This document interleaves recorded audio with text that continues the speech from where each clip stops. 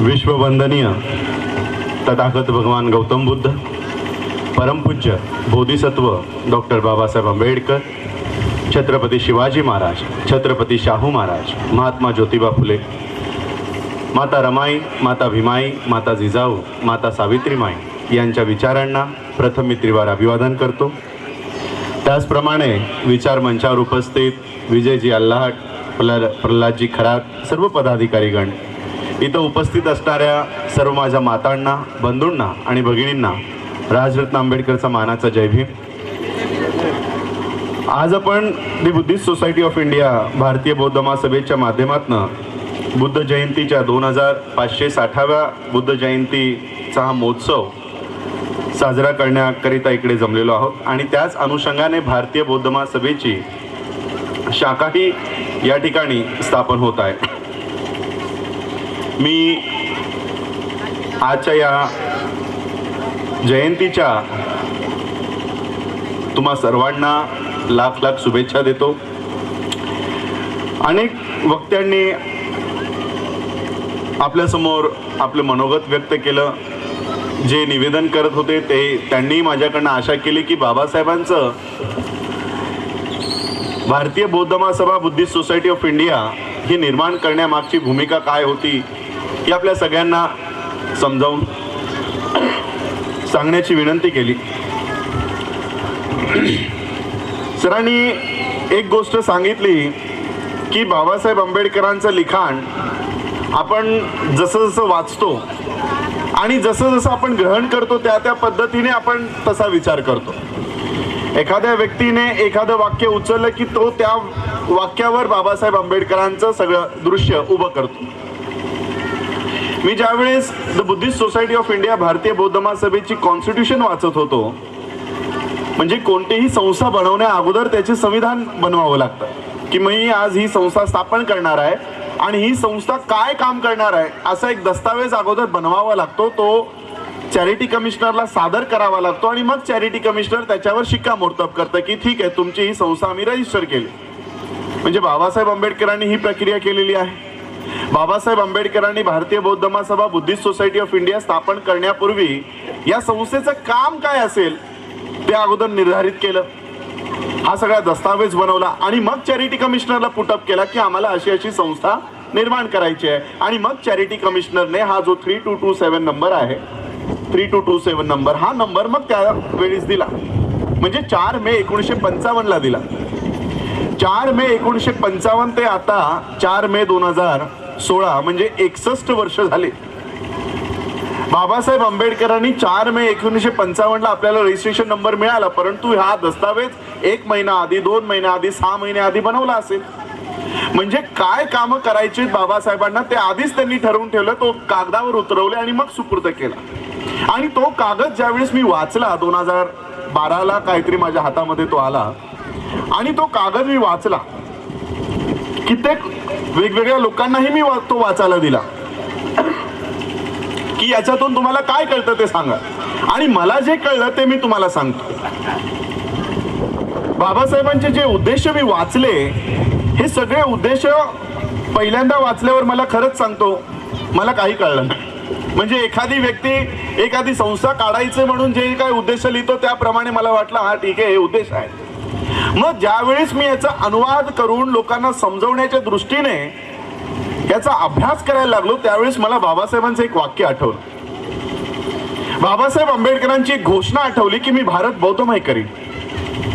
आणि मी ज्यावेळेस ही घोषणा मला आठवली की बाबासाहेबांनी घोषणा केली मी भारत बौद्धमय करीन, आणि जो कागद माझ्या हातामध्ये होता तो ज्यावेळेस मी तो माझ्या डोळ्यासमोर धरला त्यावेळेस मला माझं दृश्य क्लिअर झालं की बाबासाहेबांनी जी घोषणा केली की मी भारत बौद्धमय करीन, त्यांचा प्लान माझ्या हातामध्ये आहे। बाबासाहेबांना तो भारत कशा पद्धतीने बौद्धमय करायचा आहे ते बाबासाहेब आंबेडकर आधीच लिहून ठेवलेलं आहे। बाबासाहेबांना हा बौद्धमय कसा करायचा, आज या देशाची संख्या गेल्या 3 महिन्यापूर्वी 4 महिन्यापूर्वी तुमचा आकडा जाहीर झाला। तुम्ही इकडे जरी बौद्ध म्हणून बसला असाल, किती लोक बौद्ध आहेत? हात वर करा, किती लोक बौद्ध आहेत? सगळेच बौद्ध आहेत, पण ते तुमच्यासाठी, माझ्यासाठी। हे तुम्ही सगळी लोक माझ्या समोर बौद्ध बसलेले आहात, परंतु तुमची गणना रेकॉर्ड मध्ये हिंदू म्हणून होते। आजही माझ्या समोर तुम्ही हिंदू म्हणून बसलेला आहात. सरकारचा आकडा घोषित झाला 3 महिन्यापूर्वी. या देशाची लोकसंख्या 125 कोटीपेक्षा आता जास्त झालेली आहे आणि तुमची लोकसंख्या दाखवली 90 लाख, 0.1%. आजही तुम्ही तुमच्या कार्यालयामध्ये जा, तहसीलदार ऑफिसमध्ये जा आणि तुमची नोंद काय आहे ती काढून घ्या. हिंदू म्हणून तुमची नोंद केलेली आहे, तुमची नोंद बौद्ध म्हणून नाही आहे. तुम्हाला बौद्ध म्हणून इथे कुणी मान्यता देत नाही.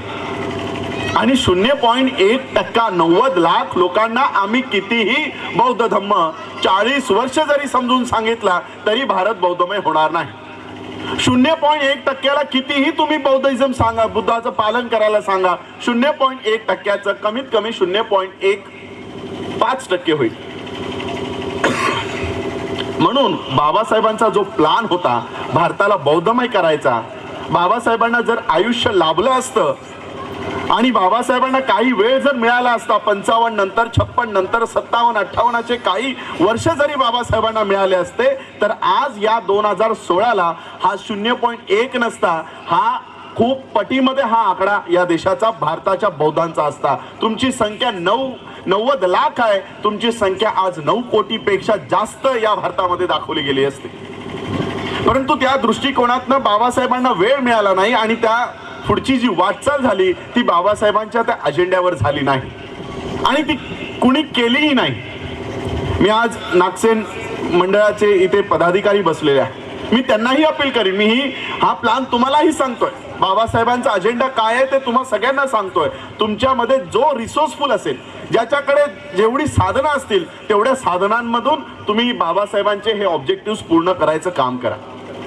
बाबासाहेबांचा कागद तो माझ्या हातामध्ये आला, 10 मुद्दे बाबासाहेबांनी लिहिले होते, फक्त 10 मुद्दे लिहिले. त्यातले 2च मुद्दे बाबासाहेब आंबेडकरांनी धार्मिक ठेवले.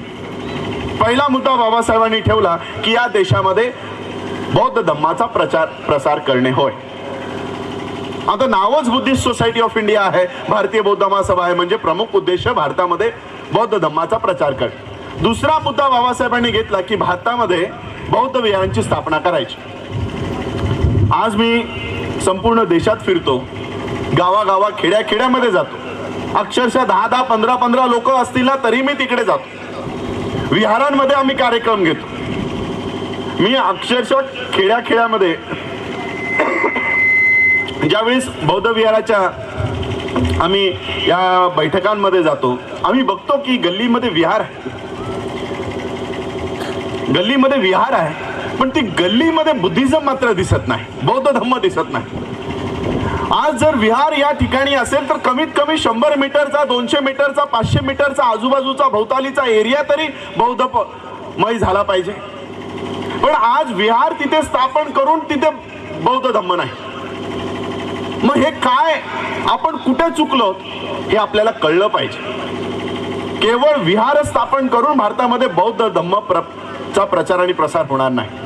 बाबासाहेबांचे हे जे अजेंडे आहेत, बाबासाहेबांचे हे जे मुद्दे आहेत ते एकमेकांशी कनेक्टेड आहेत, एकमेकांना संलग्नित आहेत. पहिला मुद्दा पूर्ण केला की दुसऱ्या मुद्द्यावर तुम्हाला जावं लागतं, दुसरा मुद्दा पूर्ण केला की तिसरा मुद्दा तुम्हाला करावाच लागतो, दुसरा केला आणि डायरेक्ट 5वा करतो म्हणाला तर चालत नाही.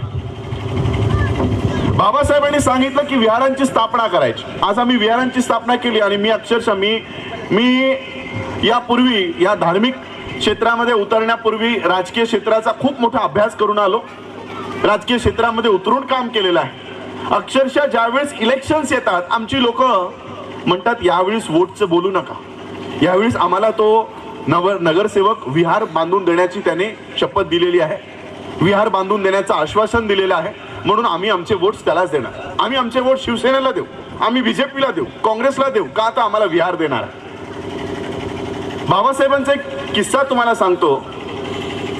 बाबासाहेब आंबेडकर ज्यावेळेस पुणे करारावर सही करणार होते, पुणे करार म्हणजे बाबासाहेब आंबेडकरांवर खूप मोठ्या पद्धतीने, पुणे करार म्हणजे आज आपण पुण्यामध्येच आहोत, याच पुण्याच्या येळवाड्याच्या इथे पुणे करार झाला. म्हणजे पुणे करार काय आहे तेही तुम्हाला कळलं पाहिजे. ज्यावेळेस राऊंड टेबल कॉन्फरन्समध्ये हक्क आणि अधिकाराची लढाई त्या ठिकाणी सुरू होती, राऊंड टेबल कॉन्फरन्स गोलमेज परिषद मध्ये ज्यावेळेस पहिली गोलमेज परिषद भरली त्यावेळेस काँग्रेसला आमंत्रण असताना काँग्रेसच्या लोकांनी गोलमेज परिषदेवर बहिष्कार घातला की आम्ही येणार नाही. बाबासाहेब आंबेडकर गोलमेज परिषदेमध्ये गेले आणि गेल्यानंतर जे जे हक्क आणि अधिकार अस्पृश्यांना, म्हणजे आम्हाला पूर्वीचे आम्ही जे अस्पृश्य होतो त्या अस्पृश्यांना जे जे हक्क आणि अधिकार हवे आहेत ते सगळे हक्क आणि अधिकार बाबासाहेब आंबेडकर इंग्रजांकडून मिळवण्यामध्ये यशस्वी ठरले. आणि ही बातमी भारतामध्ये कळली, गांधीला कळली की बाबासाहेब आंबेडकर या अस्पृश्यांना हक्क आणि अधिकार देत चाललेले आहेत. आणि दुसरी राऊंड टेबल कॉन्फरन्स लागली. दुसऱ्या राऊंड टेबल कॉन्फरन्समध्ये इंग्रजांनी विचार केला हे तर येतच नाही, यांना काय बोलवायचंच नाही, काँग्रेसवाले येत नाहीत, त्यांना बोलवायचं नाही. आमंत्रणच दिलं नाही दुसऱ्या राऊंड टेबल कॉन्फरन्सचं. पहिल्या राऊंड टेबल कॉन्फरन्समध्ये आमंत्रण असताना गांधी गेला नाही, दुसऱ्या राऊंड टेबल कॉन्फरन्समध्ये आमंत्रण नसताना गांधी तिकडे हजर झाला. गांधी तिकडे हजर झाला आणि गांधीचं एकच काम होतं, बाबासाहेब आंबेडकर आपल्या खुर्चीवरनं उठून जे जे हक्क आणि अधिकार तुमच्यासाठी मागायचे केवळ बाबासाहेब आंबेडकरांचा विरोध करण्यासाठी गांधी तिकडे गेले. गांधी तिकडे गेले आणि बाबासाहेब आंबेडकरांनी जे जे काय हक्क आणि अधिकार मागितले त्याचा विरोध करायला लागले. आणि बाबासाहेब आंबेडकर स्वतःच्या विद्वत्तेच्या बळावर इंग्रजांना खूप मोठ्या प्रमाणात ते प्रभावित करत होते आणि सगळी बाजू बाबासाहेब आंबेडकर आपल्या बाजूने तिथे लढत होते. गांधी कमजोर पडले. गांधीचं म्हणणं इंग्रज ऐकून घेत नव्हते. मग त्याने गांधीने एक प्लॅन केला की त्या ठिकाणी जे मुस्लिम लीग गेली होती त्या मुस्लिम लीगच्या लोकांना गांधीने जेवायला बोलवलं, घरी जेवायचं आमंत्रण दिलं. जेवण वगैरे केल्यानंतर गांधीने एक कागद सही करून मुस्लिम लीगच्या नेत्यांना दिला की हा माझा तुमचे जे जे काय मागण्या आहेत त्या सगळ्या मागण्यांना माझं समर्थन आहे, हे घ्या माझं समर्थन तुम्हाला. मुस्लिमांनी विचार केला गांधी म्हणजे हा जातीने बनिया माणूस आहे, हा आपल्याला काहीतरी देतोय म्हणजे काहीतरी घेणार पण. म्हणून मुस्लिम लीगच्या प्रतिनिधींनी गांधींना प्रश्न केला की गांधी इसके बदले में आपको क्या चाहिए, याच्या बदल्यामध्ये तुम्हाला काय पाहिजे. त्यावेळेस गांधीने सांगितलं की उद्या राऊंड टेबल कॉन्फरन्सच्या सेशनला सुरुवात होईल आणि डॉक्टर आंबेडकर जसंही आपल्या खुर्चीवरून जे जे हक्क आणि अधिकार अस्पृश्यांसाठी मागतील त्या सगळ्या हक्क आणि अधिकाराला विरोध तुम्ही लोकांनी करायचा. त्यावेळेस मुसलमानांनी गांधीला सांगितलं की गांधी, अस्पृश्यांना त्यांच्या हक्क आणि अधिकारांच्या बदल्यामध्ये तुम्ही आम्हाला काय देत असाल तर आम्ही मुळीच घेणार नाही. आणि ते मुस्लिम लीगचे प्रतिनिधी दुसऱ्या दिवशी जाऊन बाबासाहेब आंबेडकरांच्या समर्थनात उभे राहिले आणि आम्हाला कॉम्युनल अवॉर्ड जाहीर झाला. ज्याच्यामध्ये अनेक हक्क आणि अधिकार आम्हाला जाहीर झाले. आणि जसंही आम्हाला हे अधिकार जाहीर झाले गांधीने तिथल्या तिथेच धमकी दिली की मी आमरण उपोषण करीन अशी धमकी दिली. भारतामध्ये गांधीला येताच अटक केली आणि जेलमध्ये टाकलं आणि गांधी जेलमध्ये उपोषणाला बसले आणि गांधी मरण्या अवस्थेमध्ये होते आणि गांधी मरण्याच्या अवस्थेमध्ये होते आणि गांधीच्या लोकांनी आपली घरं जाळायला घेतली. बाबासाहेब आंबेडकरांमुळे गांधी मरणार असं गांधीच्या लोकांनी अफवा पसरवली, आता असं वातावरण तयार केलं. गांधीच्या लोकांनी आपलं घर जाळायला घेतली आणि बाबासाहेब आंबेडकरांवर खूप मोठा दबाव आणला की जे हक्क आणि अधिकार तुम्ही तुमच्या लोकांसाठी मिळवलेले आहेत, तुमची लोकच जर जिवंत राहिली नाहीत तर हे हक्क आणि अधिकार तुम्ही कुणाला देणार आहात, असा प्रश्न डॉक्टर बाबासाहेब आंबेडकरांकडे केला. आणि शेवटी बाबासाहेब आंबेडकरांना पुणे करारावर सही करावी लागली. केवळ तुमच्यामुळे बाबासाहेब आंबेडकरांना त्या पुणे करारावर सही करावी लागली. पुणे करारावर सही करत असताना जेवणाचा कार्यक्रम आयोजित केला. गांधीने, काँग्रेसने जेवणाचा कार्यक्रम आयोजित केला आणि बाबासाहेब आंबेडकरांना सांगितलं की सही झाल्यानंतर तिथे पंचपक्वानाची व्यवस्था केलेली आहे. बाबासाहेब आंबेडकरांना आमंत्रित केलं आणि बाबासाहेब आंबेडकरांची सही झाल्यानंतर बाबासाहेबांनी सांगितलं की मी आत्ताच पोटभर जेवून आलेलो आहे, मला अन्नाचा एक कण किंवा पाणीचा एक थेंब देखील जाणार नाही. बाबासाहेब आंबेडकर आपल्या मोटारीत बसले आणि तिथून त्या ठिकाणाहून निघून गेले. आणि बाबासाहेब आंबेडकरांची मोटार जशी महामार्गाला लागली, हायवेला लागली, त्यांच्या शेजारी रत्तू बसले होते. रत्तूंना सांगितलं की रत्तू, या महामार्गावर कुठे ढाबा लागतो का बघ, मला खूप जोराची भूक लागलेली आहे. रत्तू चिडून बाबासाहेब आंबेडकरांना म्हणतात की बाबासाहेब काय हा विचित्रपणा आहे, तिकडे जेवण होतं तिथे तुम्ही जेवला नाहीत. आता या राणावनामध्ये कुठे मी ढाबा शोधू आणि कसं मी तुम्हाला जेवण आणून देऊ? त्यावेळेस डॉक्टर बाबासाहेब आंबेडकर म्हणाले की रत्तू, मला काँग्रेसचं मीठ देखील खायचं नाही, मला काँग्रेसचं मीठ देखील खायचं नाही. हा मुद्दा मी तुम्हाला याच्यासाठी सांगितला की जे बाबासाहेब आंबेडकर इतर पक्षांचं मीठ देखील खायला तयार नाही, त्याच बाबासाहेब आंबेडकरांनी दिलेला बौद्ध धम्माचे विहार आम्ही या लोकांच्या पैशांवर बांधतो, आम्ही या लोकांच्या पैशांवर बांधतो. म्हणून मी तो अनुभव मी तुम्हाला सांगितला की इलेक्शन्स लागल्यावर नाही तो नगरसेवक आम्हाला विहार बांधून देणार आहे तर आम्ही आमचे वोट त्याला देऊ. तो आमदाराने आम्हाला विहार मूर्ती द्यायचं कबूल केलंय, त्याने आम्हाला हे द्यायचं कबूल केलंय, त्याने ते द्यायचं कबूल केलंय. अशा पद्धतीने आमचे विहार उभी राहील. गावामध्ये विहार आहे, खेड्यामध्ये विहार आहेत, गल्लीमध्ये विहार आहेत, पण बुद्धिझम गल्लीमध्ये नाही. त्याचं एकमेव कारण की जो पैसा देतो तो आदेशही देतो. त्याने तुमचे विहार बांधायला पैसे दिले, पैसे दिल्यानंतर विहार उभाही राहिला, बुद्धाची मूर्तीही आली आणि कमिटी त्यांची नियुक्त झाली. त्या गावामध्ये बुद्धिझम मात्र स्थापन झाला नाही, मात्र तो पक्ष मात्र गल्ली गल्लीमध्ये स्थापन झाला. काँग्रेस झाला असेल, शिवसेना झाली असेल, बीजेपी झाली असेल, राष्ट्रवादी झाली असेल, ज्यांनी ज्यांनी पैसा दिला त्या पक्ष मात्र त्या गावामध्ये खेड्यामध्ये स्थापन झाला. बौद्ध धम्म झालाच नाही. आणि म्हणून बाबासाहेबांनी सांगितलं की हे विहार आम्ही आमच्या पैशाने बांधू, बुद्धिस्ट सोसायटी ऑफ इंडियाच्या माध्यमातून बांधू, भारतीय बौद्ध महासभेच्या माध्यमातून बांधू. आणि मग भारतीय बौद्ध महासभेच्या माध्यमातून बांधल्यावर काय होईल? बाबासाहेब आंबेडकरांच्या संस्थेचे जर विहार असतील तर बाबासाहेब आंबेडकरांचे मुद्दे त्या विहारांमधून पूर्ण होतील. विहार जर सेनेचे असतील तर सेनेचे मुद्दे पूर्ण होतील, विहार जर काँग्रेसचे असतील तर काँग्रेसचे मुद्दे पूर्ण होतील, विहार जर बाबासाहेबांचे असतील तर बाबासाहेबांचे पूर्ण होतील. आणि म्हणून बाबासाहेबांचा हा जो अजेंडा, जो 10 मुद्दे आहेत, हा दुसरा तिसरा काही नसून भारताला बौद्धमय बनवण्याचा एक प्लान आहे. तिसरा मुद्दा बाबासाहेबांनी ठेवला, to establish schools and colleges for religious and scientific subjects. भारतामध्ये शाळा आणि महाविद्यालयांची निर्मिती करणे, असे महाविद्यालय आणि कॉलेजेस, असे शाळा आणि महाविद्यालय जे वैज्ञानिक आणि धार्मिक विषयांचा अभ्यास करतील, अध्ययन करतील. आज अशा प्रकारच्या शाळा आणि महाविद्यालय देशामध्ये उपलब्ध नाही. आणि याच्यात कुठेही बाबासाहेबांनी लिहिलं नाही की हे बौद्धांसाठी असेल म्हणून. 0.1% लोकांसाठी बाबासाहेब बोलत नाहीयेत. बाबासाहेब 100% लोकांसाठी म्हणतात की या देशाचे जे नागरिक आहेत त्यांच्यासाठी school and colleges for religious and scientific subjects, वैज्ञानिक आणि धार्मिक विषयांचं अध्ययन करणारे शाळा आणि महाविद्यालय आम्ही स्थापन करू. असे याच्याने भारत बौद्धमय कसा होईल?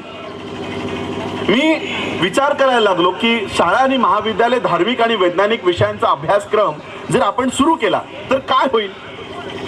तुम्ही विचार केला, हे जे शाळा कॉलेजेस आपण देणार आहोत याच्यामध्ये SCचा मुलगा येईल, OBCचा मुलगा येईल, मुस्लिमचा मुलगा येईल, जैनांचा मुलगा येईल, ख्रिश्चनचा मुलगा येईल, भारतीय जे जे भारतीय आहेत, जे जे या देशाचे नागरिक आहेत ते सगळे त्या कॉलेजमध्ये शाळेमध्ये प्रवेश घेतील. प्रवेश घेतल्यानंतर सगळ्यांना धार्मिक विषयांचा अभ्यास, वैज्ञानिक दृष्टिकोन हा शिकवला जाईल. अच्छा, धार्मिक म्हणजे कोणत्या धर्माचा अभ्यास? चौथा मुद्दा बाबासाहेबांनी घेतला, to undertake comparative study of all religions. सगळ्याच धर्मांचा तुलनात्मक अभ्यास, म्हणजे केवळ बौद्ध धर्माचा अभ्यास करणारे शाळा आणि महाविद्यालय नाही, हिंदू धर्माचा, मुस्लिम धर्माचा, इस्लाम धर्माचा, ख्रिश्चनिटीचा, जैनिझमचा, या सगळ्या धर्मांचा तुलनात्मक अभ्यास. याच्याने काय होईल? तुमचा 3.5 वर्षाचा मुलगा प्रवेश करेल, त्याचा अकॅडमिक जे क्वालिफिकेशन आहे, अकॅडमिक जो त्याला शिक्षण क्रम आहे, शिक्षणाचा अभ्यास आहे, ABCD पासून तुमच्या मॅथ्स, पोएम तेही शिकवलं जाईल आणि सगळ्याच धर्मग्रंथाचा अभ्यास केला जाईल. महाभारत काय आहे, रामायण काय आहे, गीता काय आहे, कुराण काय आहे, ख्रिश्चनिटीचा बायबल काय आहे आणि बुद्धिझम काय आहे, बुद्धानिझम काय आहे, बुद्धांचे जे वेगवेगळे ग्रंथ आहेत ते, बुद्धिझमची शिकवण आहे ते काय आहे, ही आमच्या मुलांना 3.5 वर्षापासून 4 वर्षापासून ते त्यांच्या 21 वर्षापर्यंत मिळेल. त्यांच्या 21 वर्षापर्यंत हे सगळ्या विषयांचा अभ्यासक्रम त्यांना शिकवला जाईल. म्हणजे एकीकडे तुमचे 10वी 12वीचे अभ्यासक्रमही शिकवला जाईल आणि दुसरीकडे तुमचा धार्मिक आणि वैज्ञानिक दृष्टिकोनाचाही अभ्यास शिकवला जाईल. अशाने काय होईल? 21 वर्षाचा मुलगा बाहेर पडेल, सगळा अभ्यासक्रम करून डिग्री घेऊन बाहेर पडेल आणि एक ओबीसीचा मुलगा, मुस्लिम मुलगा, कोणताही जात विरहित मुलगा विचार करेल की या सगळ्या धर्मग्रंथांमध्ये मला कुठे ना कुठेतरी विषमता आढळते. आज हिंदू धर्मामध्ये स्वातंत्र्य नाही. आज गेल्या 2-3 महिन्यापूर्वी मी नरेंद्र जाधव यांच्या पुस्तकांचा अनावरणचा कार्यक्रम IBN लोकमतला चालू होता. त्या IBN लोकमतवर मोहन भागवत यांच्या हस्ते त्या पुस्तकांचं अनावरण सुरू होतं. अनावरणाच्या दिवशी ते म्हणतात की तुमच्यात आणि आमच्यात जास्त फरक नाही आहे. आमचा जो आहे तो धर्म आहे, तुमचा जो आहे तो धम्म आहे. हा केवळ शब्दांचा अपभ्रंश आहे असं मोहन भागवत त्या ठिकाणी म्हणत होते. आणि ही बातमी करोडो लोकांनी बघितली असेल, आमच्याही लोकांनी बघितली, आणि त्यांनाही वाटेल की धर्म आणि धम्म केवळ शब्दांचा अपभ्रंश आहेत, बाकी काही फरक नाही. तर तुम्हाला सांगतो काय फरक आहे. धर्म आणि धम्म हे एका धाग्याच्या विरोधातले एकमेकांचे टोक आहे. धर्मामध्ये तुम्हाला स्वातंत्र्य नाही. मोहन भागवत स्वतः म्हणतात स्त्रियांनी बाहेर पडू नये म्हणजे बलात्कार होणार नाही. त्यांनी चूल आणि मूल एवढंच करावं. 10 नंतर ते बाहेर पडतात म्हणून त्यांच्यावर अत्याचार होतो. धर्मामध्ये स्वातंत्र्य नाही. धर्मामध्ये समता नाही. स्त्रियांनी या मंदिरामध्ये जाऊ नये, स्त्रियांनी त्या दिवशी इथे काही खाऊ नये, या दिवशी खावं त्या दिवशी खाऊ नये, समता नाही. आज तुम्ही बुद्धिझमच्या कोणत्याही विहारामध्ये जा, बुद्धाला इथे हात लावू नका, डोक्याला हात लावू नका, पायाला हात लावू नका असं कोणी बोललंय तुम्हाला? आणि हिंदू धर्मांच्या देवळात गेलं की गाभाऱ्यामध्ये प्रवेश नाही. आजही ज्या ठिकाणी आमची लोक मंदिरामध्ये जातात, आम्ही खूप मोठ्या प्रमाणात बघतो, इतर जे देवळं आहेत त्याच्या मेन जे जिथे ठेवलेलं त्याच्या आतमध्येही तुम्हाला घेत नाही. आजही तुम्हाला अस्पृश्य म्हणून गणले जातात. आतमध्येही घेत नाही. ज्या ठिकाणी मूर्ती असते तिथे दानपेटी ठेवतात आणि त्याच्या मागूनच तुम्ही दर्शन घ्यायचं. अशा पद्धतीची वागणूक आहे, म्हणजे समता नाही. बौद्ध धम्मामध्ये समता आहे, स्वातंत्र्य आहे, बंधुत्व आहे. हा अभ्यास ज्यावेळेस आमच्या मुलांना होईल, या देशाच्या लोकांना होईल, ते म्हणतील जरी मी मुस्लिम असलो, जरी मी ओबीसी असलो, जरी त्या व्यक्तीला बौद्ध धम्माची दीक्षा जरी घ्यायची नसेल तरी तो म्हणेल या सगळ्या धर्मांपैकी मला बुद्धाची शिकवण जास्त आवडते. कारण मुस्लिमच्या इस्लाम धर्मामध्ये पैगंबरला, जो संस्थापक आहे इस्लामचा, त्या पैगंबरला प्रकट झालेला अलौकिक शक्ती असलेला व्यक्ती दाखवलेली आहे. हिंदू धर्मांचा संस्थापकच नाही. मी अजून शोधतोय, तुम्हाला माहित असेल तर मला संस्थापक सांगा. इस्लामचा ज्याप्रमाणे मोहम्मद पैगंबर हा संस्थापक आहे, ख्रिश्चनिटीचा जसा जीजस क्राइस्ट हा संस्थापक आहे, बुद्धिझमचे जसे गौतम बुद्ध संस्थापक आहेत, जैन धर्माचं जसे महावीर हे संस्थापक आहेत, तसे हिंदू धर्माचे कोण संस्थापक आहेत ते मला सांगा. जसे या सगळ्या धर्मांचे मी नावं घेतली, त्यांचे एक धर्मग्रंथ आहेत. बायबल आहे, कुराण आहे, बुद्ध आणि धम्म बाबासाहेब आंबेडकरांनी आपल्याला लिहून दिलेला तो आमचा धम्मग्रंथ आहे. हिंदूंचा धर्मग्रंथ कोणता? गीता, महाभारत, रामायण. आणि म्हणून हे सगळा अभ्यास ज्यावेळेस आमच्या मुलांना होईल, 3-3.5 वर्षाच्या मुलांपासून ते 21 वर्षांच्या मुलांपर्यंत सगळ्याच धर्मांचा तुलनात्मक अभ्यास त्या मुलाला होईल, त्यावेळेस एखादा मुस्लिम पण म्हणेल मला बौद्ध धम्म स्वीकारायचा नाही, पण बुद्धाची ही जी शिकवण आहे ती मला माझ्या जीवनामध्ये अंगीकृत करायची, अंमलबजावणी मला बुद्धाच्या मार्गाने जायचं. तोच ओबीसीचा मुलगा बोलेल, एनटीचा मुलगा बोलेल, इतर जे सगळी वेगवेगळ्या जाती धर्मांची भारतीय जी लोक आहेत ती म्हणतील की बुद्धाची शिकवण सगळ्यात चांगली शिकवण आहे. आणि माझ्या दृष्टिकोनातनं जो माणूस केवळ त्रिशरण आणि पंचशील घेतो तो माझ्या दृष्टिकोनातनं बौद्ध नाही. जो खऱ्या अर्थानं बुद्धाचं शिकवण आपल्या आयुष्यामध्ये पालन करतो तो खरा बौद्ध आहे. आणि ही शिकवण आपली मुलं जर या 21 वर्षाची बाहेर पडली, आज तुमच्या शाळेमधनं काय शिकवण होते? आज आमची मुलं जा, तुमच्या 5 वर्षाचा मुलगा गुरु ब्रह्म गुरु विष्णू संपूर्ण पाठ आहे त्याच्या. गुरु ब्रह्मा गुरु विष्णू त्याला सकाळी गेल्यापासून पाठ करायला लावतात शाळेमध्ये गेल्यानंतर. कॉन्व्हेंटमध्ये आपण आमच्या मुलांना लाख रुपये फीस देऊन आम्ही कॉन्व्हेंटला पाठवतो. का पाठवतो? की आमचा मुलगा चांगला डॉक्टर झाला पाहिजे, मोठा झाल्यानंतर इंजिनियर झाला पाहिजे, IAS झाला पाहिजे, सायंटिस्ट झाला पाहिजे. या दृष्टिकोनातनं आम्ही 1-1 लाख वर्षाची फी घेऊन कॉन्व्हेंटला पाठवतो. आमचा मुलगा बाहेर येतो 21व्या वर्षी, तो सायंटिस्ट तर झालेला नसतो, IAS IPS तर झालेला नसतो, ख्रिश्चन होऊन बाहेर येतो.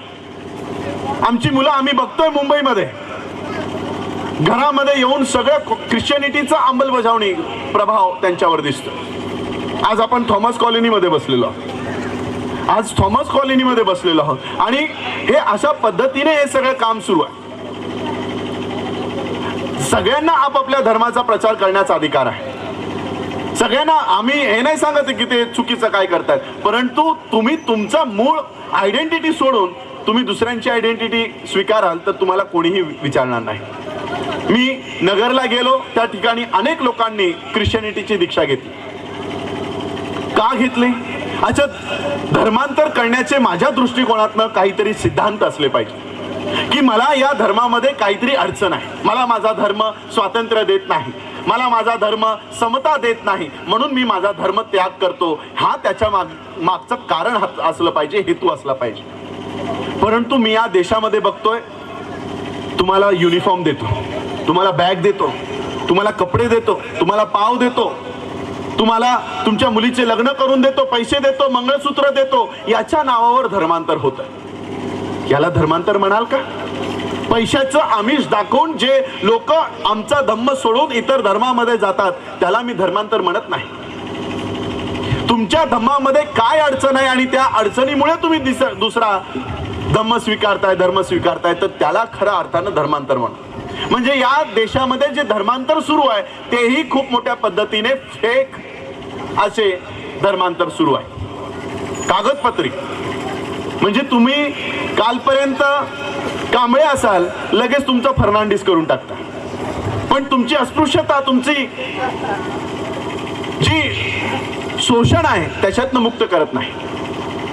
मी एक डॉक्युमेंटरी बघितली, त्यामध्ये असं दाखवलंय की जे धर्मांतर करतात, अस्पृश्यामध्ये इतर धर्मांमध्ये जे जातात त्यांच्यासाठी वेगळी सोय करण्यात येते, वेगळी सोय करण्यात येते. म्हणजे धर्मांतर केल्यानंतरही तुम्हाला तुमची आयडेंटिटी ती लोक देत नाही. आणि म्हणून बाबासाहेबांनी जो प्लान बनवला की शाळा आणि महाविद्यालय निर्माण करायची, सगळ्या लोकांना याच्यामध्ये शिक्षित करायचं, सगळ्या धर्मांचा तुलनात्मक अभ्यास या मुलांना करून द्यायचा, आणि ज्या मुलाला हा सगळ्या धर्मांचा तुलनात्मक अभ्यास झाल्यानंतर तो 21-22 वर्षाचा झाल्यानंतर स्वतः विचार करेल की या सगळ्या धर्मांपैकी उत्कृष्ट असा धर्म कोणता, उत्कृष्ट असा धर्म कोणता. आणि मला खात्री आहे 21 वर्षाचा झालेला मुलगा ज्याला लहानपणापासून या सगळ्या धर्मांचा अभ्यास ज्याला होईल, तो मोठा झाल्यानंतर म्हणेल की या सगळ्या धर्मांपैकी मला बौद्ध धम्म हा सगळ्यात उत्कृष्ट असा धम्म दिसतो. असा हा 21 वर्षाचा मुलगा खात्रीने बोलेल, अशी माझी पूर्ण खात्री आहे. बाबासाहेबांनी पुढे लिहिलं की या देशामध्ये अनाथालय स्थापन करायचे, रुग्णालय स्थापन करायचे, मदत केंद्र स्थापन करायची. आता अनाथालय स्थापन केल्याने, रुग्णालय स्थापन केल्याने भारतात बौद्ध धम्म कसा वाढेल? मी त्यावेळेस विचार करत होतो की कसं वाढेल, आणि मी व्हिज्युअलाइज करायला लागलो, सगळं चित्र बघायला लागलो की हॉस्पिटल निर्माण झालंय, याच्यातनं बौद्ध धम्म कसं या देशामध्ये वाढेल. आणि मग माझ्या डोळ्यासमोर अस्तित्वात असलेले हॉस्पिटल्स माझ्या डोळ्यासमोर आहेत.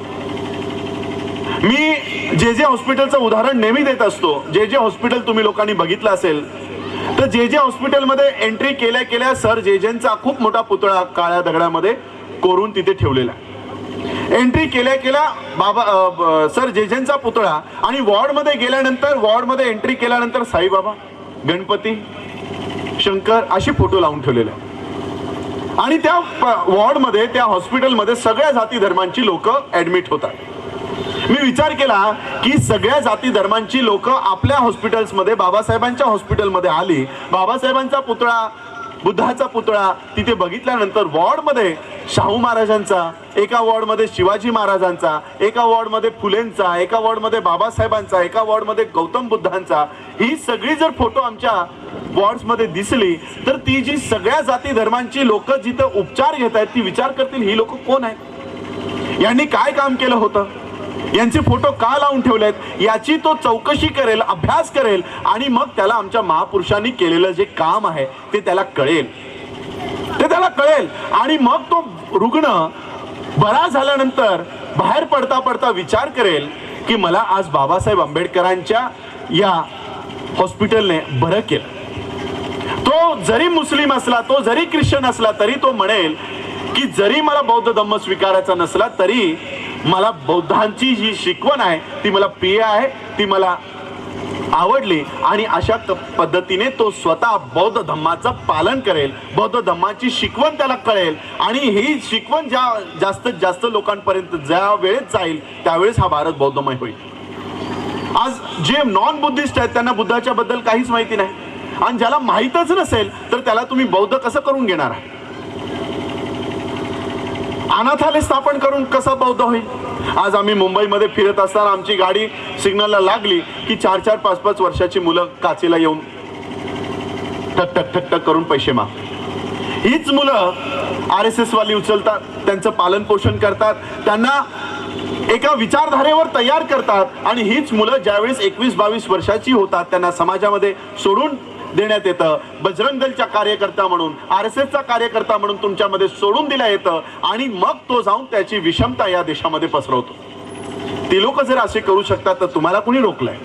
तुम्ही घ्या, तुम्ही त्या मुलांना उचला, तुम्ही त्या मुलांना घ्या, तुम्ही तुमचे अनाथालय स्थापन करा आणि त्या अनाथालयामध्ये अशी जी मुलं रस्त्यावर रात्री राहतात, झोपतात आणि भिका मागतायत त्यांना तुम्ही तुमच्या अनाथालयामध्ये घ्या, त्यांना मानवतेची शिकवण द्या, बुद्धाची शिकवण द्या, बाबासाहेबांची शिकवण द्या आणि त्याला एक चांगला माणूस बनवा, एक मानव बनवा.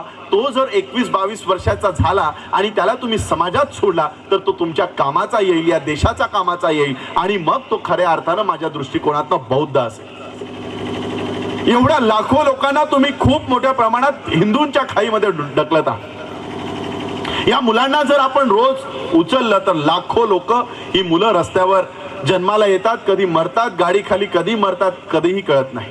आणि म्हणून ही जी मुलं आहेत यांना जर अनाथालयामध्ये घेतलं, अनाथ आश्रममध्ये घेतलं आणि त्यांना त्याप्रमाणे जर आपण शिकवण दिली तर तो या भारताचा खूप मोठा अंग पुढे जाऊन होऊ शकतो. आणि म्हणून या दृष्टिकोनातनं बाबासाहेबांनी प्लॅन केला की या देशाच्या लोकांना कशा पद्धतीने बौद्ध धम्माकडे वळवता येईल. केवळ महाराजांना बौद्ध धम्म देऊन भारत बौद्ध होणार नाही.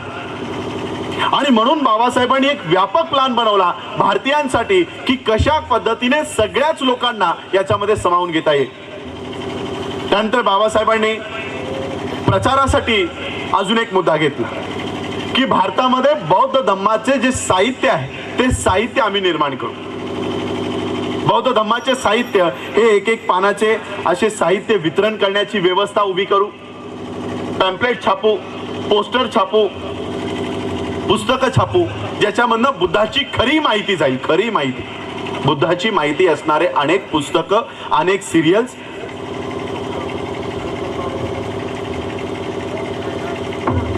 असे माझं नाही, अनेक सिरियल्स, अनेक पुस्तकं, अनेक साहित्य बुद्धांवर, बाबासाहेबांवर उपलब्ध आहे. अनेक बुक्स आम्ही वाचतो, त्या ठिकाणी बुद्धा हा विष्णूचा अवतार आहे असं दाखवण्यात येतं. बुद्ध इथून इथे प्रकट झाले, इथून इथे प्रकट झाले असं दाखवण्यात येतं. अशी पुस्तकं राजरोजपणे आम्हाला उपलब्ध आहे. नको असली तरी घरापर्यंत आणून देणारी पुस्तकं उपलब्ध आहेत. परंतु खरं बुद्धिझम सांगणारी, माहिती देणारी पुस्तकं, साहित्य आमच्याकडे उपलब्ध नाही. बुद्धाला विष्णूचा अवतार घोषित करणारी अनेक सिरियल्स या देशामध्ये सुरू आहेत. झी टीव्हीवर आपण बुद्धाची सिरियल बघितली.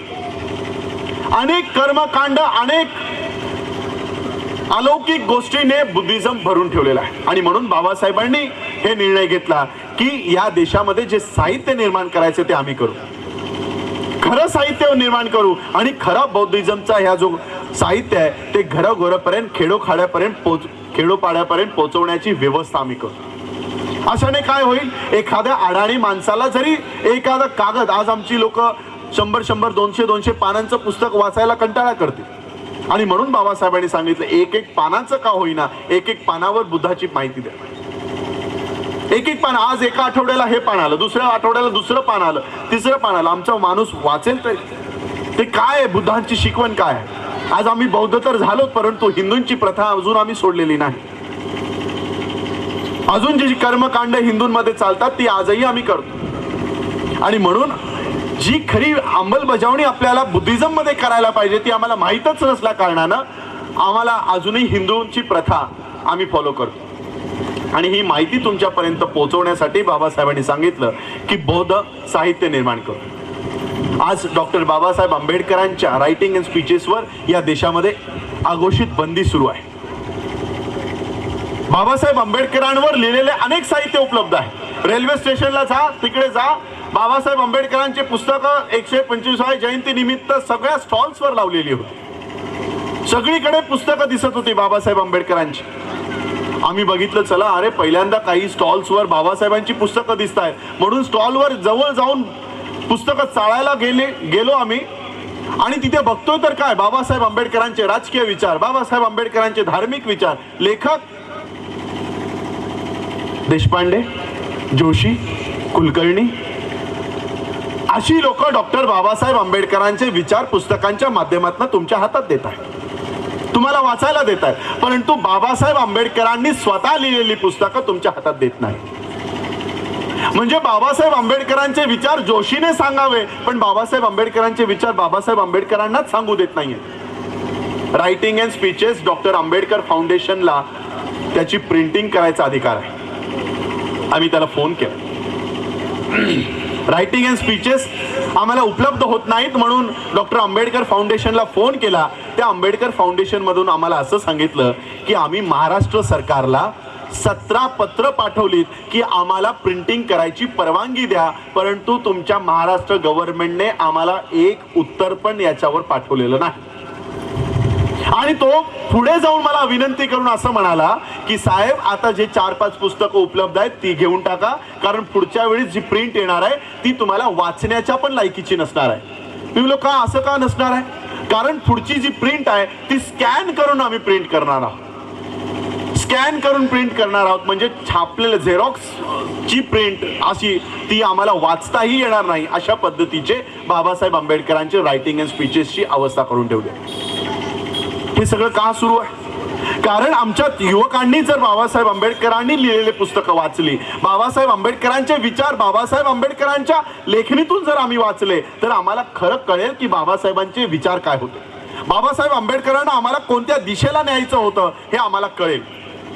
हे आम्हाला कळू नये म्हणून बाबासाहेब आंबेडकरांच्या लिखाणावर, त्यांच्या साहित्यांवर अघोषित बंदी या देशामध्ये आहे.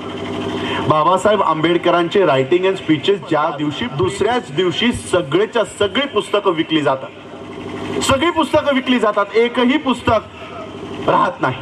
आणि गांधींची जी साहित्य आहे ते वर्षानुवर्ष सडत पडलेलं आहे, त्याला कुत्रही विकत घेत नाही, पण ते तसंच पडू नये तरी ते दरवर्षी छापतात. गांधीच्या पुस्तकांचा ढीग लागलेला आहे. गव्हर्नमेंटला बाबासाहेब आंबेडकरांच्या पुस्तकातनं इतका इन्कम असून सुद्धा बाबासाहेब आंबेडकरांचे रायटिंग अँड स्पीचेस दिले जात नाहीत. का दिले जात नाहीत? महाडचा सत्याग्रह तुम्ही वाचला तर, काळाराम मंदिराचा प्रवेश बाबासाहेब आंबेडकरांनी कसा योजना केली होती हे तुम्ही वाचलं तर, शेड्यूल कास्ट फेडरेशन मधून बाबासाहेब आंबेडकर कशा पद्धतीने काम करत होते हे तुम्ही वाचलं तर, बाबासाहेब आंबेडकरांनी बौद्ध धम्माची दीक्षा घेण्या अगोदर काय काय केलं होतं हे जर तुम्हाला कळलं तर त्या दिशेने तुम्ही काम कराल. आणि म्हणून त्या दिशेने तुम्ही जाऊ नये म्हणून बाबासाहेब आंबेडकरांच्या लेखनावर, साहित्यांवर अघोषित बंदी या देशामध्ये आहे.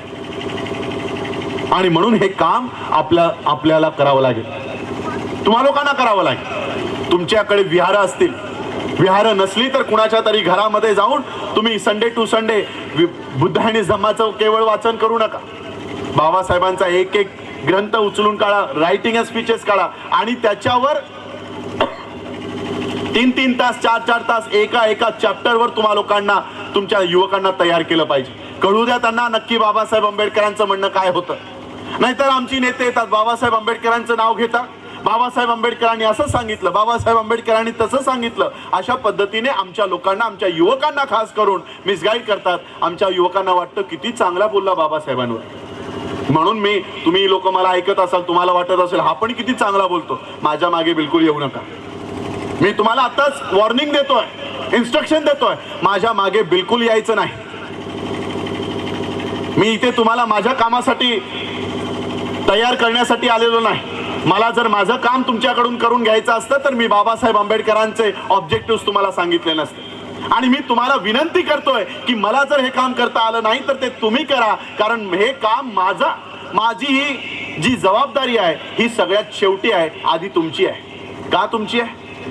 मी जे इकडे उभा आहे ना, बाबासाहेब आंबेडकरांचा वंशज म्हणून, बाबासाहेब आंबेडकरांचा पंतू म्हणून मला तुम्ही बघत असाल, परंतु बाबासाहेब आंबेडकरांनी सगळ्यात जास्त वेळ हा आम्हाला नाही तुम्हाला दिलेला आहे, आणि म्हणून बाबासाहेबांचं कुटुंब पहिलं आम्ही नाही, पहिलं कुटुंब तुम्ही आहात, आणि म्हणून तुमची जबाबदारी पहिली आहे, तुमची जबाबदारी पहिली आहे. आणि म्हणून मी तुम्हाला सांगतोय की बाबासाहेब आंबेडकरांचे हे मुद्दे आम्हाला जर आमच्या आयुष्यात पूर्ण करता आले नाही तर तुम्ही करा. आणि बाबासाहेब आंबेडकरांच्या या साहित्यावर अशा पद्धतीने आज खूप मोठ्या प्रमाणात बाबासाहेब आंबेडकरांचं नाव घेऊन आमची दिशाभूल करण्याचं काम या देशामध्ये सुरू आहे. खांडेकरजींनी तुम्हाला उदाहरण दिलंच संविधान सभेचं. राहुल गांधी आणि सोनिया गांधी या दोघांचं 13 एप्रिलचं भाषण जर तुम्ही IBN लोकमतवर ऐकलं असेल तर दोघंही म्हणाले की बाबासाहेब आंबेडकरांना आम्ही संविधान सभेमध्ये घेतलं म्हणून बाबासाहेब आंबेडकर या देशाचं संविधान लिहू शकले. बाबासाहेब आंबेडकरांचा लढा आणि आमचा लढा एकच आहे. बाबासाहेब आंबेडकरांना आम्ही खूप मोठ्या पद्धतीने सपोर्ट केला म्हणून बाबासाहेब आंबेडकर या देशाचे नेते होऊ शकले. अशा पद्धतीने राहुल गांधी सोनिया गांधींनी भाषण केलं. आमच्या करोडो लोकांनी ऐकलं असेल, आम्ही ऐकलं. आमच्याकडे तसे माध्यम उपलब्ध नाहीत, नाहीतर एका क्षणामध्ये या माईलेकांची चोरी आम्ही जनतेसमोर उघड केली असते. पण आज माझ्याकडे हे माध्यम आहे. कमीत कमी एवढ्या लोकांना तरी मी सांगू इच्छितो की कशा पद्धतीने हे लोक बाबासाहेब आंबेडकरांचा नाव घेऊन दिशाभूल करायचं काम करतात. खांडेकरजीने सांगितलं तुम्हाला संविधान सभेची घटना. बाबासाहेब आंबेडकरांना हे लोक म्हणतात की आम्ही संविधान सभेवर निवडून आणलं. कशा पद्धतीने निवडून आणलं? बाबासाहेब आंबेडकरांना यांनी ठणकावून सांगितलं गांधी आणि पटेलने की बाबासाहेब संविधान सभेचे दारच नाही तर खिडक्या देखील तुमच्यासाठी बंद करून ठेवलेल्या. त्यानंतर जोगेंद्रनाथ मंडल यांनी बाबासाहेब आंबेडकरांना पश्चिम बंगालला नेलं. पश्चिम बंगालला बाबासाहेब आंबेडकरांना निवडून या संविधान सभेमध्ये पाठवलं. आणि संविधान सभेमध्ये ज्यावेळेस पहिलं सेशन सुरू झालं, हे मेंबर्स किती आहेत? 293 मेंबर्स. 293 मेंबर्सचं संविधान सभा आहे. बाबासाहेब आंबेडकर अजून त्या संविधान सभेचे ड्राफ्टिंग कमिटीचे अध्यक्षही नाहीत. एक साधे सदस्य, 300 सदस्यांपैकी एक साधे सदस्य, आणि त्यांना जर काही बोलायचं असेल तर त्यांचा बोलायची वेळ 2 दिवसाने 10 मिनिटासाठी यायची. 2 दिवसाने केवळ 10 मिनिटासाठी. पहिलाच सेशन तुम्हाला सांगतो कसा झाला. पहिला संविधान सभेचं सत्र सुरू झालं. नेहरूने एक प्रस्ताव ठेवला. 2-3 प्रस्तावावर सहमती झाली आणि बाकीच्या प्रस्तावावरनं गदारोळ सुरू झाला. आणि तुम्हाला माहिती आहे सर, विधानसभेचं कार्य लोकसभेचं कार्य कसं चालतं. गदारोळ तिकडचा कसा असतो. मिरची स्प्रे, हा माईक घेऊन एकमेकांच्या डोक्यात मारणं, छातीत घुसवणं, अशा पद्धतीचा कामकाज आपण बघतो. त्या पद्धतीचं दृश्य तिथे उभं राहील. एकदम गदारोळ सुरू आहे. संविधान सभेमध्ये खूप मोठ्या प्रमाणात गोंधळ सुरू आहे. आणि त्या गोंधळामध्ये डॉक्टर राजेंद्र प्रसाद यांनी सांगितलं की बाबासाहेब आता तुम्ही बोला. गोंधळामध्ये बाबासाहेबांना उभं केलं की बाबासाहेब तुम्ही बोला. गोंधळ सुरू आहे, कोणी काय ऐकत नाही, तुम्ही बोला. बाबासाहेब आंबेडकरांना आश्चर्य वाटलं. बाबासाहेब आंबेडकर आपल्या आसनावरून उठले आणि म्हणाले की एकतर आज माझा बोलायचा दिवस नाही, माझा दिवस उद्या आहे, तरी एवढ्या गोंधळामध्ये तुम्ही मला उभं केलं, तर या संधीचा मी फायदा घेऊन मी माझं भाष्य करतो. बाबासाहेब उभे राहिले. गोंधळ सुरू आहे आणि बाबासाहेब त्या गोंधळामध्ये बोलायला सुरुवात केली. बाबासाहेब आंबेडकरांचं संभाषण सुरू झालं. 5 मिनिटांमध्ये 2 ते 3 मिनिटांमध्ये सगळा सभागृह शांत झाला. जो सभागृह भांडण करत होता, गोंधळ घालत होता, तो सगळा कान देऊन बाबासाहेब आंबेडकरांच्या भाषणाकडे ऐकू लागला. बाबासाहेबांना 10 मिनिटाची वेळ दिली होती. अर्धा तास बाबासाहेब आंबेडकरांचं भाषण चालू राहिलं. आणि बाबासाहेब आंबेडकरांचं ज्या क्षणी भाषण संपलं, संपूर्ण सभागृहाने टाळ्यांच्या कडकडाटाने डॉक्टर बाबासाहेब आंबेडकरांचं स्वागत केलं. त्या टाळ्यांच्या कडकडाटामध्ये एक संदेश होता की आमच्यामध्ये एक व्यक्ती अशी उपस्थित आहे की त्या सगळ्या सभागृहाचं काम एकटी पार पाडू शकते, अशी व्यक्ती आमच्यामध्ये उपस्थित आहे. हा संदेश त्या टाळ्यांमधून गेला. आणि मग पुढे जाऊन बाबासाहेब आंबेडकर या संविधान सभेचे ड्राफ्टिंग कमिटीचे अध्यक्ष झाले. नेहरू गांधीला साहजिक हे सगळं बघवत नव्हतं आणि म्हणून त्यांनी षडयंत्र केलं की बाबासाहेब आंबेडकरांचं सदस्यत्व पद कसंही करून इथून त्यांना तरी बाहेर काढलं पाहिजे. आणि म्हणून त्यांनी बाबासाहेब आंबेडकरांची कॉन्स्टिट्युन्सी जिथून ते निवडून आले होते ते पाकिस्तानला दिली आणि बाबासाहेब आंबेडकरांचं सदस्यत्व पद रद्द झालं. बाबासाहेब आंबेडकरांना यांची ही चालाकी कळली. बाबासाहेब आंबेडकरांनी इंग्रजांना गाठलं आणि इंग्रजांना सांगितलं की माझ्यासोबत या लोकांनी अशी दगाबाजी केलेली आहे. इंग्रजांनी नेहरूला बोलावून घेतलं आणि नेहरूला ठणकावून सांगितलं, जर डॉक्टर बाबासाहेब आंबेडकरांना तुम्ही संविधान सभेवर घेत नसाल तर तुमच्या देशाला आम्ही कसल्याही प्रकारचं स्वातंत्र्य देणार नाही.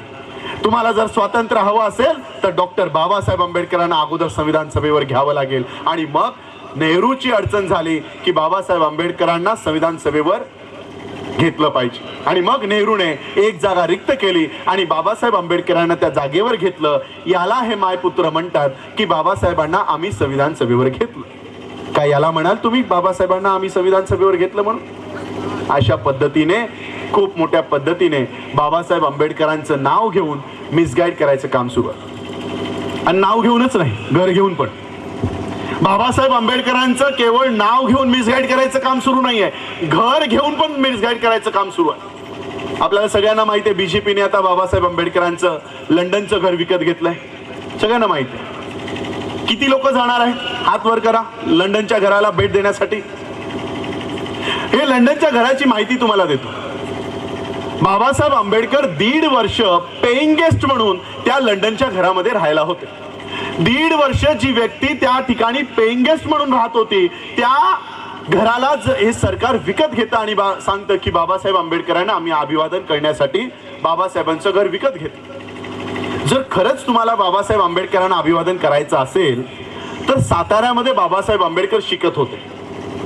त्या शाळेची अवस्था बाबासाहेब आंबेडकर ज्या काळामध्ये शिकत होते, ज्या अवस्थेमध्ये बाबासाहेब आंबेडकर तिथून पास झाले त्याच अवस्थेमध्ये आजही आहे. जर खरंच जर तुम्हाला या 125व्या जयंती निमित्त डॉक्टर बाबासाहेब आंबेडकरांना अभिवादन करायचं असेल तर साताऱ्याच्या शाळेला तुम्ही आंतरराष्ट्रीय दर्जाची शाळा का बनवत नाही? आणि ती शाळा आंतरराष्ट्रीय दर्जाची शाळा बनवून असंख्य आंबेडकर त्या शाळेतून निर्माण होतील अशी यंत्रणा का या देशामध्ये बनवत नाही? म्हणून बाबासाहेब आंबेडकरांचं नाव घेऊन जी लोक मिसगाईड करतायत त्यांचं षडयंत्र आपल्याला ओळखलं पाहिजे. एकीकडे बाबासाहेब आंबेडकरांच्या नावाचा उदो करायचा आणि दुसरीकडे तुमचे जे हक्क आणि अधिकार आहेत ते संपुष्टात आणायचं अशा प्रकारचं षडयंत्र सुरू आहे. मी आज विसरलो नाही तर ते प्रिंट्स मी घेऊन आलो असतो. भारत का भावी संविधान, भारताचा भावी संविधानाची प्रिंट मी तुमच्यासाठी आणली असते वाचायला. म्हणजे एकीकडे बाबासाहेब आंबेडकरांच्या जयंतीचा उदो करायचा आणि दुसरीकडे बाबासाहेब आंबेडकरांच्या संविधान हटवण्यासाठी दुसरा संविधानाचा प्रारूप तयार करून ठेवायचा. काय आहे हा संविधान? तुमचे जे लोकल आमदार असतील, खासदार असतील, आता त्या आमदार आणि खासदारांना अधिकार राहणार नाही. आमदाराचं काम आज आमच्या लोकांना माहिती नाही की आमदाराचं नक्की काम काय असतं. आम्ही आमदारालाही सांगतो आमचे रस्ते बनवून देशील, आम्हाला गटार चांगलं बनवून देशील. खासदारालाही बोलतो चांगले रस्ते असले पाहिजेत, चांगले बस असली पाहिजे. आमदाराचं आणि खासदाराचं हे काम नसतं. आमदार आणि खासदार, आमदार तुमच्यासाठी राज्यामध्ये कायदे बनवण्यासाठी जातात आणि खासदार देशामध्ये तुमच्या वतीने कायदे बनवण्यासाठी जातात. आमच्यासाठी हे लोक कायदे बनवण्यासाठी जातात आणि आज त्यांच्याकडनं तो अधिकार काढून घेतलाय. आमदारांवर म्हणजे विधानसभेवर रक्षा सभा नावाची एक सभा निर्माण केली आणि लोकसभेवर अजून एक सभा निर्माण केली, गुरुसभा. लोकसभेवर गुरुसभा आणि विधानसभेवर रक्षा सभा अशा 2 सभा निर्माण केल्या आहेत. या सभांमध्ये तुमच्या आमदारावर, तुमच्या खासदारावर शंकराचार्य जाऊन बसणार आहे. म्हणजे आता तुमचे निर्णय तुमचा खासदार घेणार नाही, तुमचे शंकराचार्य घेते. आज सकाळचीच न्यूज, काल सकाळची न्यूज वाचली, वेद शिकवणाऱ्या शाळांना आता मान्यता दिलेली आहे. बोर्ड जसं तुमचं SSC बोर्ड आहे तसं आता वेदांचे बोर्ड सुरू झालेले आहे. म्हणजे मनुस्मृती लागू करण्याची दुसऱ्या टप्प्यामध्ये आता हे लोक आलेले आहेत. पहिला टप्पा नाही, मनुस्मृती ऑलरेडी लागू झालेली आहे. मनुस्मृती लागू आहे, फक्त ती तुम्हाला दिसत नाही. वेदांचे बोर्ड सुरू झालेले आहेत. मोदींनी त्यांना मान्यता दिली. आज सकाळपासून त्याचा उदो TV चॅनल्सवर सुरू आहे. वेद शिकवणारे शाळा महाविद्यालय SSC बोर्ड जसे असतात तसे आता वेदचे बोर्ड सुरू झालेले. आणि म्हणून बाबासाहेबांनी जो प्लॅन केलेला आहे त्या प्लॅनवर जर आज आपण चाललो नाही तर तुमची मुलं ही पुढे जाऊन कोणत्या पद्धतीला आपल्याला जो शिक्षणाचा अधिकार बाबासाहेबांनी दिलेला आहे तोही शिक्षणाचा अधिकार आपल्याकडनं हिरावून घेण्याचा काम सुरू आहे. आणि म्हणून बाबासाहेबांचा या अजेंड्यावर जर आपण चाललो नाही तर तुमची ही जी पिढी आहे ही पिढी ही पेशवाईमध्ये गेल्याशिवाय राहणार नाही. माझ्यासमोर ही वरिष्ठ लोक बसलेली आहेत. अक्षरशः आमच्या वरिष्ठांनी 80 वर्षाच्या 90 वर्षाची आज जी लोक आहेत त्या लोकांनी अक्षरशः त्यांच्या घरामध्ये त्यांनी इतरांच्या घरामध्ये काम केलं असेल. दुसऱ्यांच्या घरामध्ये जाऊन झाडू मारायचं काम केलं असेल. दुसऱ्यांच्या घरामध्ये जाऊन जेवण बनवण्याचं काम केलं असेल. दुसऱ्यांच्या घरामध्ये जाऊन त्यांनी आज स्वतःच्या घरामध्ये डॉक्टर आणि इंजिनियर तयार केलं. दुसऱ्यांची घरकामं करून दुसऱ्यांच्या घरात कामं करून त्यांनी त्यांचा मुलगा डॉक्टर इंजिनियर प्रोफेसर बनेल अशा पद्धतीने त्यांनी शिक्षण आमच्या मुलांना दिलं. पण आज जे डॉक्टर आणि इंजिनियर आहेत ते त्यांच्या मुलांना डॉक्टर आणि इंजिनियर बनवू शकत नाहीत अशा पद्धतीची व्यवस्था आहे. डॉक्टर बनायचं असेल तर 21 लाख 22 लाख वर्षाला फी आहे. ऍडमिशन मिळाल्यानंतरच सांगतो. ऍडमिशन मिळाल्यानंतर त्याला वर्षाला 20-22 लाख फी. इंजिनियर बनवायचं असेल 17-18 लाख रुपये वर्षाला फी. कुठून आणणार आहात वर्षाला? 5-5 वर्षाचा जर कोर्स असेल तर तुमच्या मुलांना डॉक्टर इंजिनियर बनवण्यासाठी कुठून आणणार आहात पैसे? आणि आता तर सीईटीच्या वर आता अजून एक एंट्रन्स टेस्ट दिली NEET नीट. म्हणजे तुमची व्यवस्था नीट साफ करायची हा सगळं तुमचा व्यवस्था करून ठेवलेली. पुढच्या वर्षापासून नीट लागू होणार, सीईटी लागू होणार. 700 मार्काचा पेपर आहे. ती कशासाठी माहिती आहे? ऍडमिशन घेण्यासाठी, पास होण्यासाठी नाही, डॉक्टर होण्यासाठी नाही. मला 5 वर्ष अभ्यास करता यावा याची परमिशन साठी मला 700 मार्काचा पेपर सोडावा लागणार आहे. आणि असा अभ्यास जो तुम्ही आयुष्यभर लहानपणापासून जे पुस्तकच कधी उघडलं नाही त्या पुस्तकाची प्रश्न विचारणार आहे. कशी होणार आहेत आमची पोरं ही पास होणार आहे? तुमचा एकही मुलगा नीट मध्ये सेट मध्ये पास होणार नाही. कारण त्या मुलाला त्याचं बॅकग्राऊंडच माहित नसेल, त्या विषयाचं बॅकग्राऊंडच माहिती नाही. कसले प्रश्नाचं उत्तर देणार आहे? 4 प्रश्नाचं चुकीचं उत्तर 1 मायनस मार्क. हे अशा पद्धतीने हे सगळं शिक्षण जे बाबासाहेबांनी ज्या दिवशी सांगितलं शिका, संघटित व्हा, संघर्ष करा, त्या दिवसापासून ही व्यवस्था बाबासाहेबांचा हा मूळ मंत्र तोडायचं काम करते. बाबासाहेबांनी सांगितलं शिका. शिकाचं आता मी सांगितलं कशा पद्धतीने करून ठेवलेलं शिक्षणाची व्यवस्था. हे तर मी 10वी 12वी पास झाल्यानंतरच्या मुलांसाठी सांगितलं. तुमची 10वीच्या पूर्वीची जी मुलं आहेत त्यांच्यासाठी तर राईट टू फ्री एज्युकेशन लागू केलेलं आहे. राईट टू फ्री एज्युकेशन, मोफत शिक्षणाचा कायदा लागू केलाय. आम्हाला वाटेल काय सुंदर कायदा लागू केलाय, मोफत शिक्षण, आम्हाला फीस भरायची नाही, काय नाही असं वाटेल तुम्हा लोकांना. मोफत शिक्षणाचा कायदा, सरकार आमच्या मुलांचा किती विचार करते असं आपल्याला वाटेल. काय आहे मोफत शिक्षणाचा कायदा? 1ली ते 8वी मुलांच्या परीक्षा घ्यायच्या, कोणालाही नापास करायचं नाही. कुणाला करायचं नाही. मुलं उगाचच आत्महत्या करतात, कुणालाही नापास करायचं नाही. काय झालंय या कायद्याने?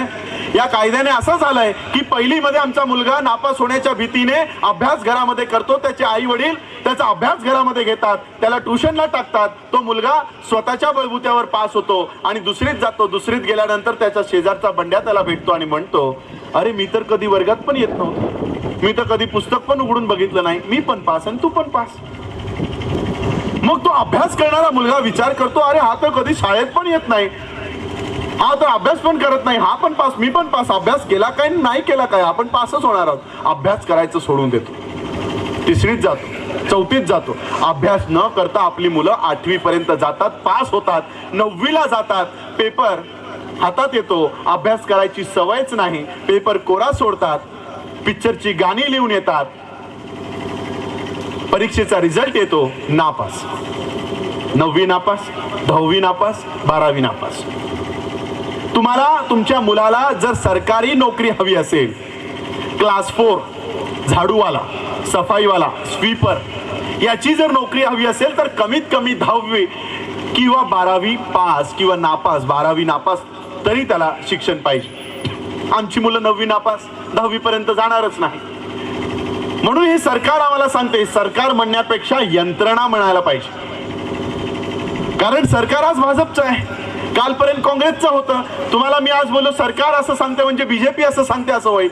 बीजेपी आणि काँग्रेस दोघही, हे दोघं वेगवेगळे नाहीत, एकच आहेत. एकाच नाण्याचे दोन बाजू आहेत. म्हणून या दोघांना मिळून यंत्रणा, व्यवस्था, ही व्यवस्था आपल्याला सांगते की तुमच्या मुलांना आम्ही साधी झाडूवाल्याची नोकरी देणार नाही, पण तुमच्या मुलांना आम्ही एका कामासाठी लहानपणापासून तयार करतोय. ते काम म्हणजे तुमच्या मुलांना आम्ही मिड डे मीलच्या नावाखाली तयार करतोय. मिड डे मीलच्या नावाखाली काय, आता मिड डे मील एक नवीन प्रकरण सुरू केलंय. शिक्षकांना आता ड्युटी काय आहे? शिक्षकांची ड्युटी आहे की खिचडी बनवणं. शिक्षकांची ड्युटी आहे पोलिओचे ड्रॉप्स पाजणं. शिक्षकांची ड्युटी आहे मतदार याद्या करणं. शिक्षकांची ड्युटी आहे जनगणना करणं. शिकवायचं नाही. तुम्ही शिकवलात तर एखादा मुलगा उगाचच शिकेल आणि उगाचच तो मोठा होईल. शिकवायचं नाही. या कामात गुंतून राहा म्हणजे शिकवायचं नाही. शिक्षकांना शिक्षणापासून वंचित केलं, विद्यार्थ्यांना शिक्षणापासून वंचित केलं आणि मग आमच्या मुलांना सांगतायत, हातामध्ये प्लेट देऊन हातामध्ये एका लाईनीत उभं करतात आणि त्याच्या प्लेटमध्ये तो शिक्षक खिचडी वाढतो. एक एक मुलगा खिचडी घेऊन पुढे सरकतो. एखाद्या मुलाला अधिकची भूक लागली असेल तर तो लाईन तोडतो आणि पुढे येतो आणि मास्तरला म्हणतो की मास्तर मला आधी खिचडी दे. तो मास्तर डिसिप्लिनच्या नावाखाली त्याच्या पायावर छडी मारतो. त्याला सांगतो पुन्हा जाऊन लाईनीत उभा राहा. असं आमच्या मुलांसोबत 1 नाही 2 नाही 3 नाही 8 वर्ष होतं. 8 वर्ष. आणि अशा कालावधीमध्ये, अशा पिरियडमध्ये ज्यावेळेस तुमच्या मुलांचा मेंदू कच्चा असतो, या कच्च्या मेंदूवर जे गिरवलं जाईल त्याला आयुष्यभर त्याची तो अंमलबजावणी करतो. कच्च्या मेंदूवर जे गिरवलं जाईल त्याचं आयुष्यभर तो पालन करतो. या कच्च्या मेंदूवर काय गिरवलं जात आहे? हातामध्ये वाडगं घ्यायचं आणि तो खिचडी वाढून घेण्याचं 8 वर्ष ट्रेनिंग. ही यंत्रणा, ही व्यवस्था आम्हाला सांगते की तुमच्या मुलांना आम्ही साधी झाडूवाल्याची नोकरी देणार नाही, पण तुमच्या मुलांना आम्ही घरोघरी जाऊन हातामध्ये वाडगं घेऊन भीक मागण्यासाठी लहानपणापासून आम्ही तयार करत आहोत. अशा पद्धतीचं शिक्षणाची व्यवस्था या देशामध्ये केलेली आहे.